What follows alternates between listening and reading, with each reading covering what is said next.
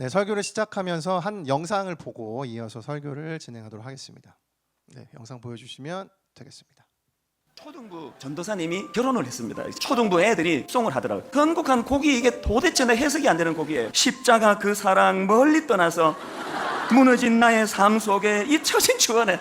신랑 신부 지금 서 있는데 이게 무슨 특송이 이러냐. 그 애들이 보기에 이 전도사가 영성에 문제가 많다는 거냐, 이게 뭐냐 도대체. 집에 가가지고 다시 묵상하다가 진짜 좋은 곡을 선곡했더라고요. 십자가 그 사랑 멀리 떠나서 무너진 나의 삶 속에 잊혀진 주 은혜, 돌 같은 내 마음 어루만지사 다시 일으켜 세우신 주를 사랑합니다. 그렇게 십자가 사랑이 복구됐더니 후렴 가사를 보세요. 주 나를 보호하시고 날 붙드시리. 그 다음에 나는 보배롭고 존귀한 주님의 자녀라. 너무 뭉클한 거예요. 모두가 다 십자가 그 사랑을 복구해야 돼요. 돌같이 굳은 내 심령이 깨트려져야 돼요. 십자가 사랑과 멀리 떨어져 세상과 붙하고 있는 영적인 무딤을 우리가 해결해야 돼요. 이 영적인 무딤에서 우리가 자유함을 누릴 때, 돌같이 굳은 내 심령이 깨트려질 때 나는 보배롭고 존귀한 주님의 자녀라는 이 확신이 회복된다는 거예요. 초등부. 네, 여기까지인데요. 영상에서 등장했던 저 주인공 전도사가 앞에 서 있는 저입니다. 그래서 그 당시 해프닝이 있었는데요. 분명히 저는 제가 섬기고 있던 초등부 찬양팀 선생님과 아이들에게 찬양을 명확하게 기억은 안 나는데, 확실한 건 십자가 그 사랑 후렴을 찬양해 달라, 이렇게 이제 선생님께도 부탁을 했어요. 당일에 어떤 이유인지 모르겠는데 아이들이 후렴을 부르고 그 곡에 처음으로 돌아가서 십자가 그 사랑 멀리 떠나서 무너진 나의 삶 속에 잊혀진 주 은혜, 이 찬양으로 제 이제 결혼 생활이 시작이 됐습니다. 심리학 용어 중에 이 리프레이밍이라는 단어가 있는데요. 이제 이는 사건이나 상황을 바라보는 관점을 바꿔서 그 의미를 긍정적으로 혹은 새롭게 재구성하는 심리적인 기법을 뜻합니다. 그러니까 같은 사건이나 상황도 리프레이밍을 하면, 새로운 관점을 보면 새로운 의미를 찾을 수 있다는 것이죠. 이 결혼식 축가도 마찬가지였습니다. 사실 축하만 받아도 정말 부족할 만큼 그런 아주 뜻깊은 결혼식 생활인데, 이제 그 결혼식 시작을 십자가 그 사랑을 멀리 떠난 제 신앙을 고백하며 무너진 저의 삶 속에 잊혀진 주의 은혜를 선포하며 시작을 했다면 이게 얼마나 엉망으로 시작되는 결혼식입니까? 근데 담임 목사님께서는 이 관점을 리프레이밍을 하셔서 그 후렴 가사요. 주 나를 보호하시고 나를 붙드시리. 나는 보배롭고 존귀한 주의 자녀다. 이 고백으로 시작하는 결혼 생활이 될 수 있도록 담임 목사님께서 그렇게 의미를 바꿔주신 것이죠. 이것이 리프레이밍입니다. 오늘 우리가 살펴보는 이 에베소서 말씀을 통해서 우리 삶 또한 하나님이 새롭게 재구성해 주시는 은혜가 있기를 원합니다. 그래서 주어진 삶이 예배를 통해서 새로운 의미를 발견하고 하나님의 선하신 계획을 발견하는 그런 특별한 은총이 우리 모두에게 주어지기를 예수님의 이름으로 축복합니다. 본문에서 나누고 싶은 첫 번째 메시지, 그 리프레임 첫 번째는요, 믿음과 사랑의 균형입니다. 이 에베소서 1장은 한글 성경으로 보시면 총 23절로 나누어져 있고요. 한글 성경으로 읽어보시면 이 23절의 글이 9개의 문장으로 나눠져 있습니다. 그런데 원어 성경으로 보면 이 에베소서 1장은 9문장이 아니라 총 3문장으로 구성되어 있어요. 1절과 2절이 한 문장이고 3절부터 14절까지 긴 이 12절이 한 문장이고 15절부터 23절까지가 또 한 문장입니다. 굉장히 문장이 길게 지금 기록이 되어 있는 것이죠. 특히 중간에 있는 3절부터 14절, 12절이나 되는 이 부분을 바울이 한 호흡으로 써내려간 이유는요, 하나님께서 우리를 위해 행하신 주님의 그 놀라운 구원 계획을 그가 그 벅찬 감격을 주체할 수 없고 멈출 수 없는 깊은 감격이 있었기 때문에 그것을 쉬지 않고 연이어서 문장을 끊지 않은 채 바울이 이제 기록을 한 것이에요. 특별히 이 3절부터 14절 단락을 보면 삼위일체 하나님께서 우리에게 행하신 일들이 나열이 되어 있습니다. 성부 하나님, 그 하나님 아버지께서는 우리의 구원을 계획하시고 우리를 태초 전에 선택하시고 예정해 두신 그 일을 계획하셨고, 성자 하나님은 그 구원의 계획을 실제로 이 땅에 오셔서 피 흘리시고 죽으시고 부활하심을 통해서 우리의 죄값을 대신 치러주신 그 대속을 이루어 주셨고, 성령 하나님은 이 모든 것을 보증하셨다라고 이 긴 12구절 안에 바울은 하나님이 행하신 일을 기록을 해두었습니다. 그리고 이 하나님이 행하신 일을 사도 바울은 3절에서 신령한 복이라고 표현을 하고 있어요. 여러분, 하나님께서 우리에게 복을 주셨습니다. 자, 그러면 이 복은 무엇일까요? 복은 어떤 의미일까요? 사전을 찾아보니까 복을 이렇게 설명합니다. 삶에서 누리는 큰 행운과 오붓한 행복. 그러니까 대체로 우리는 복을 물질의 풍성함 혹은 이렇게 풍요로움으로 이해를 하죠. 그리고 구약 성경을 보면 실제로 하나님께서 복을 주시는 사람들에겐 그런 물질적 풍요로움을 허락하십니다. 아브라함 같은 경우는 그랬죠. 하나님의 말씀을 따라서 그가 고향을 떠나고 하나님의 그 비전을 따라 나아갈 때 아브라함은 놀랍게도 그가 이곳저곳을 떠도는 나그네 인생이었지만 그의 삶은 점점 더 물질적인 풍요로움을 얻습니다. 뿐만 아니라 이스라엘 백성들이 가나안 땅에 거주할 때에도 하나님의 뜻을 잘 순종하던 왕들이 통치하던 시대에는 이스라엘이 번성하는 은혜를 누려요. 그러니까 구약 성경 시대에는 하나님께서 주시는 복은 이 풍성함과 번성, 이 부요함, 이것이 맞습니다. 그런데 신약 시대로 넘어오면서 하나님께서는 이 복의 개념을 전환을 시켜주십니다. 신약 시대에는 복이 단순히 우리 삶에 쥐어지는 물질적인 풍요로움뿐만이 아니라 영적인 풍요로움이 우리가 누릴 수 있는 복이라고 예수님께서는 그 복의 개념을 전환하십니다. 그래서 본문은 영적으로 죽음 가운데 있던 우리가 죽음에서 건짐받고 영원한 생명을 얻은 것이 참된 복이라고 우리에게 선포를 하고 있는 것이에요. 이것을 갈라디아서 3장 14절에 이렇게 말씀을 합니다. 이는 그리스도 예수 안에서 아브라함의 복이 이방인에게 미치게 하고 또 우리로 하여금 믿음으로 말미암아 성령의 약속을 받게 하려 함이라.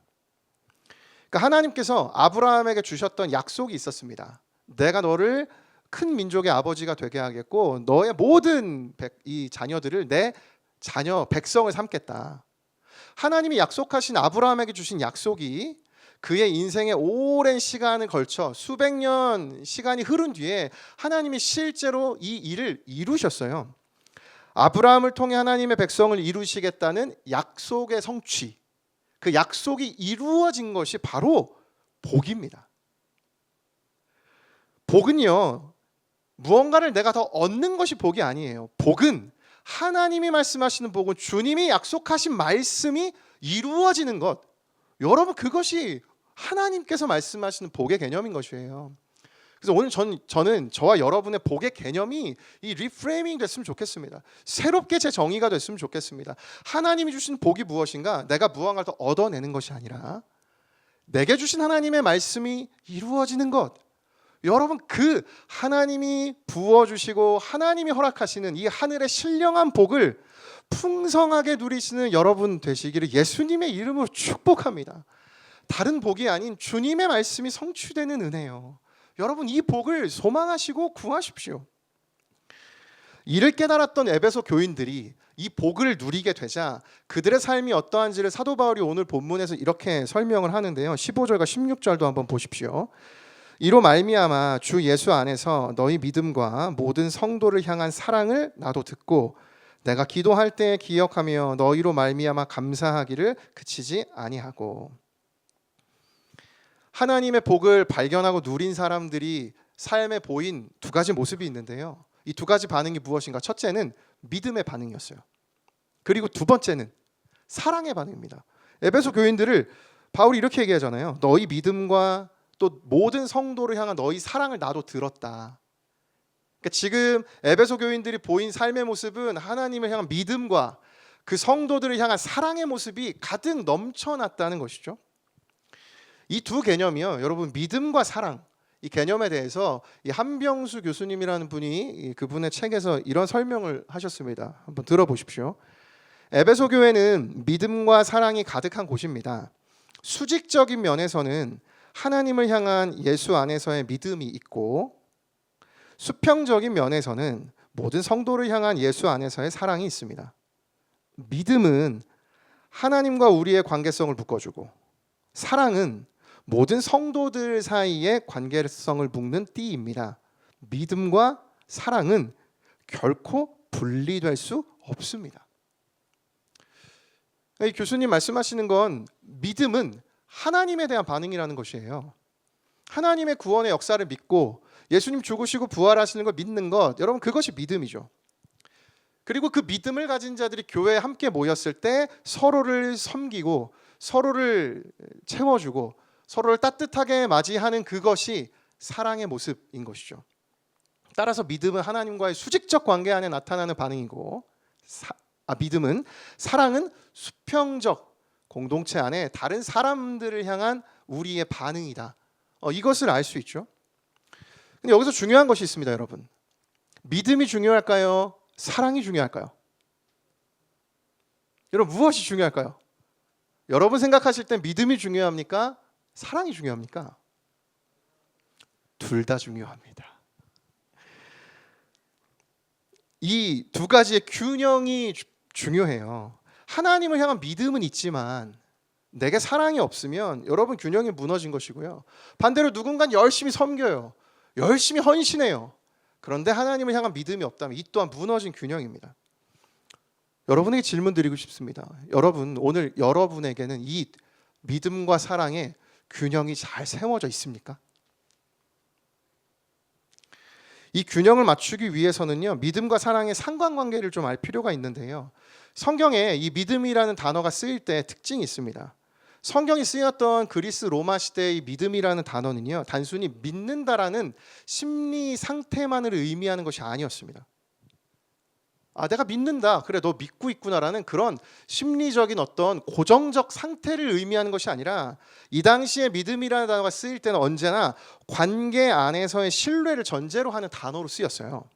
그래서 이 헬라어로 피스티스, 믿음이라는 단어는 곧 지속적으로 행해지는 신뢰와 충성이라는 뜻을 가졌습니다. 한순간에 믿었다가 아니라 계속해서 끊임없이 반복해서 행동되는 신뢰와 충성이 바로 믿음이라는 단어인 것이에요. 곧 믿음은 고정적 지식 상태가 아니고요, 끊임없이 하나님과 관계를 유지하는 동적인 차원의 단어라는 것이에요. 믿음은 여러분 움직이는 것입니다.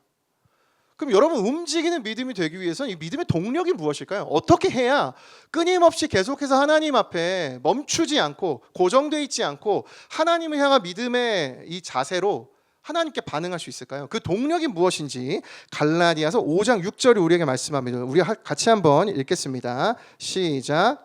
그리스도 예수 안에서는 할례나 무할례나 효력이 없으되 사랑으로서 역사하는 믿음뿐이니라.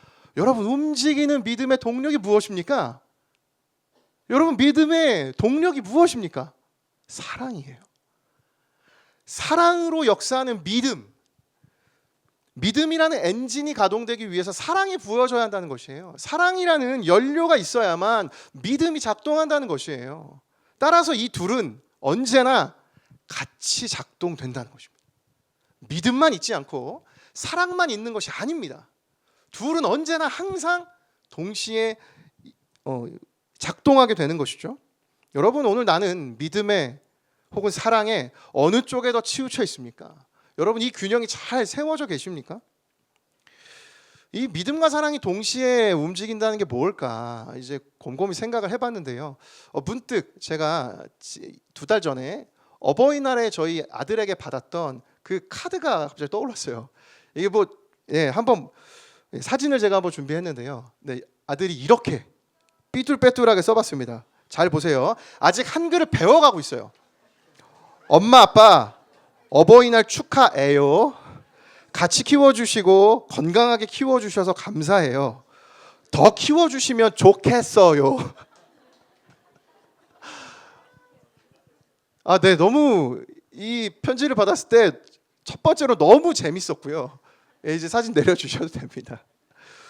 더 키워주시면 좋겠다. 이 표현이 잊혀지지 않더라고요. 어떻게 더 키워달라는 거냐. 그래도 감사한 건 지난 9년의 시간이 우리 아들한테는 의미가 있었나 보다. 엄마 아빠한테 이 무한한 신뢰를 전함과 동시에 사랑의 마음이 이 안에 가득 담겨 있다 보니까 믿음과 사랑이 동시에 움직인다는 건 이런 것일 수 있겠구나. 부모를 향한 이 믿음과 사랑의 고백이 담긴 균형처럼요. 여러분 이 둘 믿음과 사랑은 언제나 함께 가는 것입니다. 여러분 지금 여러분의 믿음은 여러분의 신앙은, 여러분의 사랑은 여러분 어떻습니까? 전 시대가 흘러가면서 한 가지 분명하게 느끼는 것은 이 시대가 점점 더 사랑을 잃어버린다라는 생각이 참 많이 들어요. 성경에도 예언이 되어 있죠. 말세에 되면 많은 사람들의 사랑이 식어지리라. 저는 오늘 이 말씀을 준비하면서 참 무서웠던 건요, 시대 가운데 여러분 믿음은 변함이 없어요. 사실 이 자리에 계신 여러분 모두, 저는 적어도 여기 계신 모든 분들은 다 믿음이 있다고 믿습니다. 믿음이 있기에 이 주일에 이 자리 가운데 예배드리러 나오신 것이고, 시간을 내어서 하나님 앞에 엎드리러 여러분 이곳에 오셨잖아요. 여러분 다 믿음이 있습니다. 우리는 믿음은 잘 잃지 않아요. 아무리 힘들어도 위기의 때가 됐을 때 믿음 붙듭니다. 근데 무서운 건 사랑을 잃어가요. 여러분, 사랑이 없는 믿음은 날카로움밖에 남지 않습니다. 사랑이 없이 믿음만 있다면 여러분 누군가와의 신앙의 관계 가운데 자꾸 판단하고 정죄하고 우열을 가려요. 여러분, 그 믿음이 정말 생명력이 있는 믿음일까요? 시대 가운데 사탄은 우리에게 두 가지를 다 가져가지 않습니다. 그 형태와 틀은 남겨둬요. 너 너무 믿음이 좋구나. 너 너무 믿음 생활 잘한다. 그런데 사랑은 다 가져갑니다. 이 시대가 사랑을 잃어간다는 건 너무 무서운 일 아닙니까? 주일 예배를 드리는 건 모두 다 동의하는데, 이 자리 가운데 사람과 관계가 어렵고 그 다른 사람들과의 하나님 안에서의 교제가 불편해서 예배로서는 동의돼요. 믿음 생활은 당연하지. 근데 공동체 생활은 좀 불편해. 그 사랑을 함께 나누고 누리는 것은 동의할 수 없어요. 그게 여러분 사랑을 잃어가는 우리의 반응이에요. 믿음만 살아있으면 다른 사람을 평가하고, 믿음만 살아있으면 우위를 판단하는 이 모습은 여러분 틀렸습니다. 우리가 우리 안에 믿음을 다시 점검해 봐야 되는 것이에요. 따라서 여러분, 우리가 사랑으로 출발하고 사랑이 동력이 되는 믿음은 함께 모인 순이 하나가 되는 것이고요. 우리 순이 함께 모인 마을이 하나가 되는 것이고요. 우리 팀이 하나가 되는 것이고요. 이청년부 1, 2, 3팀은 여러분 한 공동체입니다. 여러분 믿으십니까? 여러분, 우리 팀 안에 우열은 없어요. 어느 팀이 믿음이 더 좋고 덜 좋은 건 없어요. 그걸 나누는 순간 여러분, 그건 사랑을 잃은 것이에요. 너무 무섭지 않습니까? 여러분, 우리도 이청년부, 또 우리만 은혜가 넘치는 이청년부 아니에요. 여러분, 청년교구는 9개의 공동체이고, 청년교구만 또 잘 아닙니다. 분당 우리 교회가 하나의 아름다운 교회가 된다는 건 주님 안에 사랑이 동력이 되는 믿음이 있을 때 우리가 하나 될 수 있는 것이에요. 사랑의 맨눈줄로 주님이 하나 되게 하시잖아요.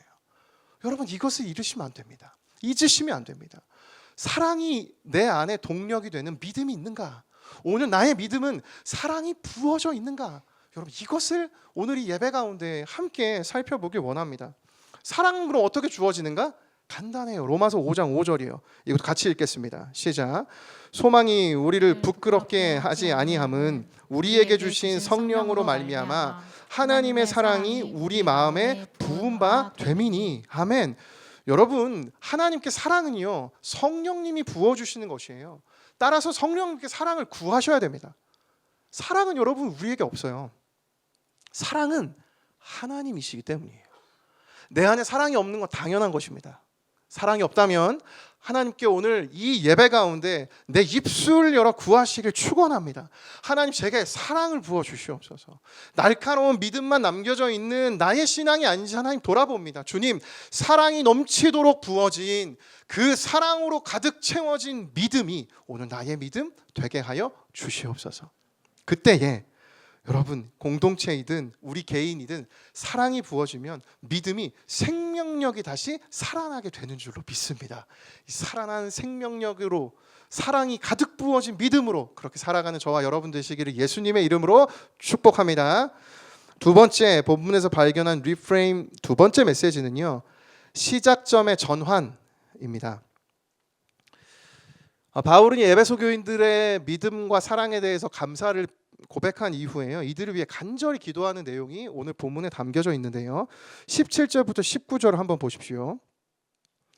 우리 주 예수 그리스도의 하나님 영광의 아버지께서 지혜와 계시의 영을 너희에게 주사 하나님을 알게 하시고 너희 마음의 눈을 밝히사 그의 부르심의 소망이 무엇이며 성도 안에서 그 기업의 영광의 풍성함이 무엇이며 그의 힘의 위력대로 역사하심을 따라 믿는 우리에게 베푸신 능력의 지극히 크심이 어떠한 것을 너희로 알게 하시기를 구하노라.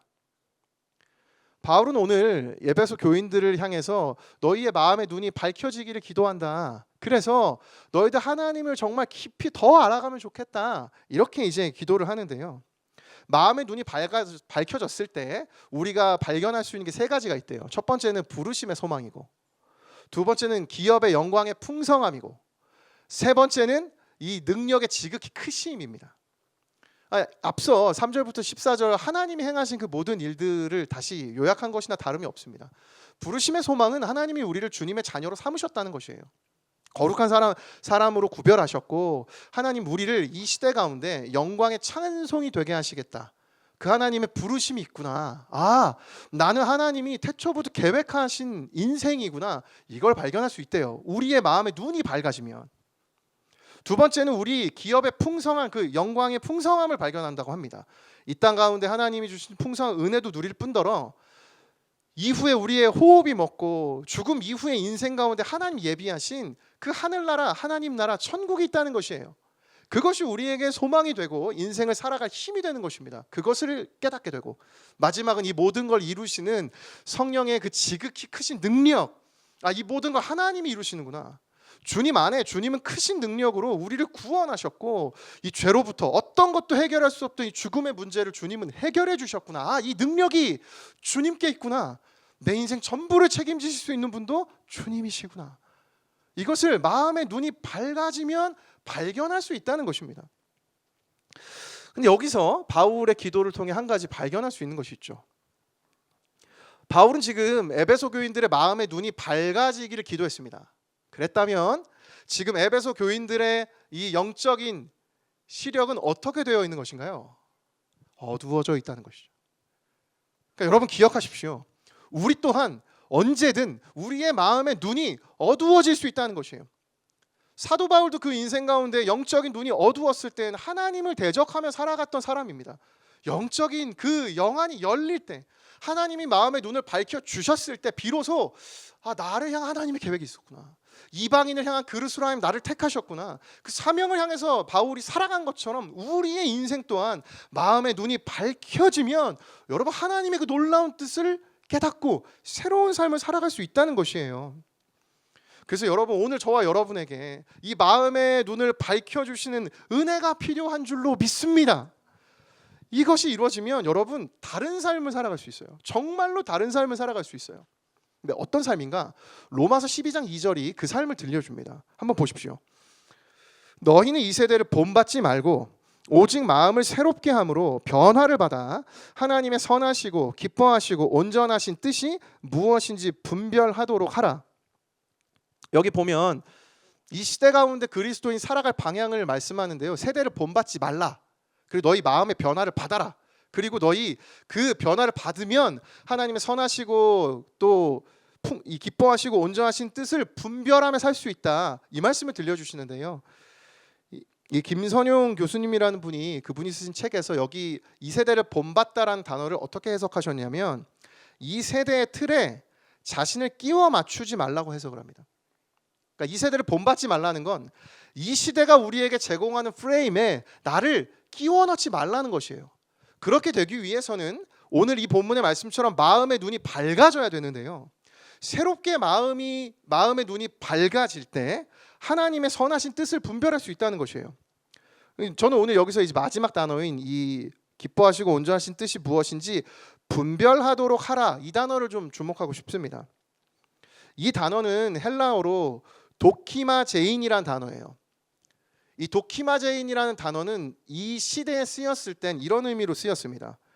그러니까 공적 영역에서 어떤 대상이 정말 참된가, 이 사람이 정말 진짠가, 이걸 알기 위해서 시험하고 따지는 행위래요. 이 도키마제인이라는 건. 그래서 그 과정을 통과하면 이 사람은 인정하는 사람인 것이에요. 이 사람은 괜찮은 사람이다. 입증됐다. 이 사람의 어떤 진실이 이 사람의 어떤 진정성이 입증됐다. 그래서 이 김선용 교수님은 분별하다라는 단어를 이렇게 설명하는데요.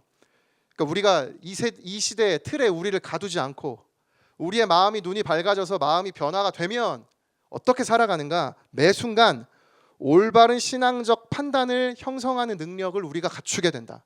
다시 바꿔 말하면 매 순간 하나님이 기뻐하시는 바른 선택을 하는 삶을 살아갈 수 있다. 바울은 오늘 에베소 교인들에게 이와 같은 삶을 살아가라고 지금 도전을 하고 있는 것입니다. 따라서 세대의 틀에 가둬지지 않고 하나님 우리 마음을 변화시키시는, 마음의 눈을 밝히시는 역사가 나타나면, 영적인 리프레이밍이 우리 가운데 이루어지면 우리의 선택이 달라진다는 것입니다. 사랑하는 여러분, 오늘 여러분의 선택은 어느 곳을 향해 있고 누구를 향해 있으며 여러분의 선택은 어떤 기준으로 내려지고 있습니까? 그 기준의 리프레이밍, 재정의가 이루어질 때 하나님의 선하시고 기뻐하시고 온전하신 뜻대로 우리의 삶 가운데 수많은 선택을 할 수 있다는 것이에요. 근데 오늘 저는요, 이 에베소서 말씀 속에 선택할 수 있는 그 기준이 필요하잖아요. 그 기준이 무엇인가? 오늘 보면 4절에 있습니다. 우리 4절 말씀 같이 한번 읽겠습니다. 시작. 곧 창세전에 그리스도 안에서 우리를 택하사 우리로 사랑 안에서 그 앞에 거룩하고 흠이 없게 하시려고. 여러분, 이 세상이 시작하기도 전에 하나님께서는 창세 전에 하나님의 계획이 있었다라고 이야기합니다. 이 뜻은 무엇인가? 우리 인생의 시작이 내가 아닌 하나님께 있다는 것입니다. 전 여러분, 오늘 우리가 이 깨달음 앞에 서기를 원합니다. 하나님, 제 인생의 시작이 저로부터 시작하는 것이 아닌 것을 하나님께 고백하며 인정합니다.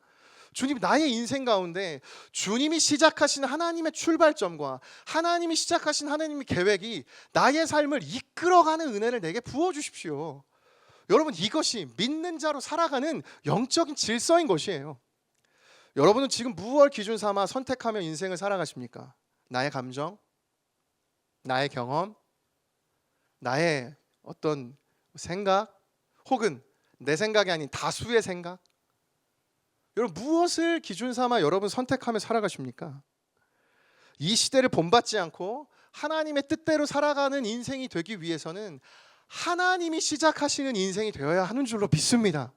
내가 출발하지 않고 하나님이 시작하라 하시면 내가 시작할 수 있고, 하나님이 멈추라 하시면 멈출 수 있는 인생, 하나님이 분명한 뜻을 가르쳐 주시면 내 인생을 모두 다 쏟아부을 수 있는 그런 희생과 또 순종과 헌신의 결단, 여러분, 그것이 믿는 사람의 인생이라는 것이에요. 인생의 결정적 시작은 내가 아닌 모든 것이 다 하나님으로부터 시작하는 것입니다. 전 저와 여러분이 청년의 시절에 이 연습과 훈련이 이루어지면 좋겠습니다. 얼마나 많은 중요한 선택의 순간 앞에 있습니까?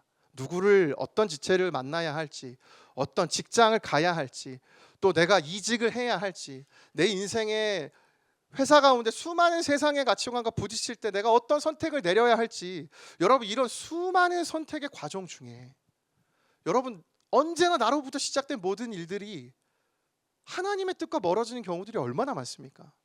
주님이 시작하실 때까지 기다릴 수 있는 믿음, 그리고 주님이 시작하시면 달려갈 수 있는 믿음, 저 여러분이 이 믿음을 준비하길 원합니다. 저 또한 마찬가지였던 것 같습니다. 제 삶을 목회자로 하나님께 약속을 드릴 때 하나님은 저에게 하나님의 뜻을 말씀으로 가르쳐 주셨어요. 다니엘 12장 3절 말씀, 지혜 있는 자는 궁창의 빛과 같이 빛날 것이요 많은 사람을 옳은 대로 돌아오게 한 자는 별과 같이 영원토록 빛나리라. 제 사명이 항상 흔들릴 때마다 제가 목회자로 하나님 불러주셨을 때 선명하게 주님이 시작하셨다라는 그 확신을 가진 것은 이 말씀을 제게 주셨을 때부터입니다. 뿐만 아니라 여러분, 제가 정말 잘하는 것 중에 하나가 있는데요, 제가 정말 잠을 잘 잡니다. 어느 곳에서나 잠을 잘 자요. 근데 여러분, 제 결혼식 때 아까 보셨던 그 날 담임 목사님 주셨던 주례 본문이 있습니다. 시편 127편 1절과 2절. 여호와께서 집을 세우지 아니하시면 세우는 자의 수고가 헛되며 여호와께서 석을 지키지 아니하시면 파수꾼의 깨어 있음이 헛되도다. 너희가 일찍이 일어나고 늦게 누우며 수고의 떡을 먹음이 헛되도다. 그러므로 여호와께서 그의 사랑하시는 자에게는 잠을 주시는도다. 제 결혼식 때 본문입니다. 이걸 통해서 제가 잠을 잘 잔다는 것은 아니지만 저희 결혼을 시작할 때 하나님이 주신 말씀이 있고 그 출발을 하나님이 이루어 주셨다라는 확신이 제 안에 들기도 했고요. 제 개인적으로 올해 사역을 하면서 하나님 주셨던 말씀도 있습니다. 시편 16편 11절이요. 주께서 생명의 길을 내게 보이시리니 주의 앞에는 충만한 기쁨이 있고 주의 오른쪽에는 영원한 즐거움이 있나이다. 올 한 해 사역을 하면서도 때로는 고민이 되고 때로는 어려운 순간이 찾아올 때마다 하나님이 올 한 해 나에게 충만한 기쁨, 영원한 즐거움을 하나님이 시작하셨지. 내가 이 길을 기쁨으로 달려가야겠다. 여러분, 제 인생의 시작이 하나님이 되셨기 때문에 이 길을 멈출 수 없고 하나님이 주신 그 길을 정말 전심을 향해 달려나갈 수 있는 것입니다. 사랑하는 여러분, 오늘 하나님께서 저와 여러분의 인생에 말씀 주시기를 예수님의 이름으로 축복합니다. 하나님이 시작하신다라는 그 결정을 내 인생 속 영혼이 선포하고 하나님께 모든 결단을 맡겨드릴 때 주님이 시작하시는 주님의 그 출발을 함께 믿음으로 동행하는 기쁨을 누릴 수 있는 그런 저와 여러분 되시기를 예수님의 이름으로 축복합니다. 설교를 맺으려고 하는데요, 말씀드린 것처럼 저는 청년의 시절에 여러분 믿음이 너무 중요합니다. 믿음이 우리 인생에 정말 필요해요. 믿음을 우리가 준비할 수 없어요. 하나님 주시는 거거든요. 근데 여러분, 이 청년의 시절 사랑 없는 믿음만 남기지 않도록 오늘 여러분의 믿음이 사랑으로 채워진 믿음이 되기를 원합니다. 날성 검과 같은 예리한 믿음도 필요하지만 모든 것을 품을 수 있는 그 십자가 사랑이 우리에게 필요해요. 여러분, 우리 인생의 그 모든 기준이 하나님 안에서 영적인 질서 안에 변화되기 원합니다. 내가 이루고 싶고 하나님 내가 더 얻고 싶습니다. 복을 주십시오. 아니요, 복은 얻는 것이 아니에요. 주님이 말씀하신 것, 말씀이 성취되는 것, 그것이 복입니다. 말씀이 내게 주어졌을 때 달려나갈 수 있는 인생, 주님이 시작하시는 것을 기다릴 줄 아는 믿음, 여러분 그것이 하나님의 백성으로 살아가는 영적인 원리인 것입니다.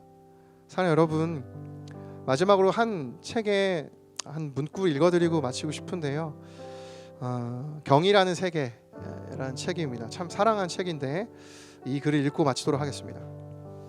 호기심이나 면학심 둘 다 알고 싶어하는 마음이다. 그런데 호기심은 모르는 것을 알고 싶어하는 마음이고 면학심은 아는 것을 더 깊이 알고 싶어하는 마음이다. 왜 이미 알고 있는 것을 더 깊이 알고 싶어 할까? 사랑 때문이다. 자신이 알게 된 것을 사랑하게 되어서 그 사랑에 이끌려 그것을 더 깊이 알고 싶어 하는 것이다. 즉 면학심은 사랑하니까 알고 싶은 것이다. 이에 반해 호기심은 그냥 모르니까 알고 싶은 것이다. 혹지 않은 호기심도 사랑이 아니냐고 물을지 모르겠다. 즉 면학심이 알게 된 것을 사랑하는 마음이라면 호기심은 아직 모르는 것을 사랑하는 마음이 아니겠느냐고 말이다. 그러나 그렇지 않다. 호기심은 실은 모르는 것을 미워하는 마음이다. 왜냐하면 호기심이란 모르는 것이 없어지기를 바라는 마음이기 때문이다. 호기심은 이 세상에 자신이 모르는 것은 하나도 남지 않기를 바란다.